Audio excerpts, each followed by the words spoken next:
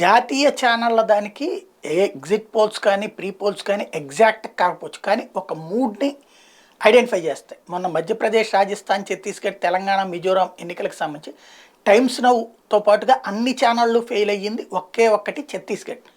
But మిగతా వాటిలో ఆ రూట్ని కరెక్ట్గానే గెచ్ చేసింది. ఇప్పుడు 60 నుండి 70 దాకా వస్తాయి అని చెప్పి తెలంగాణలో టైమ్స్ నౌ చెప్పిందే 64 కాంగ్రెస్ పార్టీకి వచ్చినటువంటి పరిస్థితి. అదే సందర్భంలో రాజస్థాన్లో 114 నుంచి 120 దాకా వస్తాయని టైమ్స్ నౌ సర్వేలోని తేలింది. మధ్యప్రదేశ్ది కొంత అటు ఇటు అయింది, బట్ అక్కడ కూడా మధ్యప్రదేశ్లో బీజేపీ గెలుస్తుందనే ఇచ్చింది Times Now survey. Neck to neck సిచ్యుయేషన్లో బీజేపీ. ఛత్తీస్గఢ్ విషయంలో మాత్రం ఫెయిల్ అయింది. ఇప్పుడు ఆంధ్రప్రదేశ్లో నిన్న వాళ్ళు ఇచ్చినటువంటి సర్వేలో 24 నుండి 25 స్థానాలు వస్తాయని సర్వే వేసింది. కాబట్టి ఇవాళ ఈనాడికి జ్యోతికి అది వార్త కాలేదు.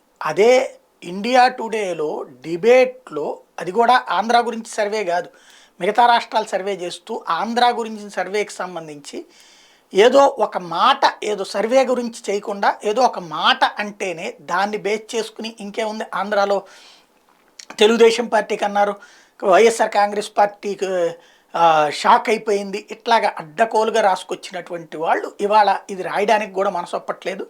అదే ఇక్కడ విచిత్రం.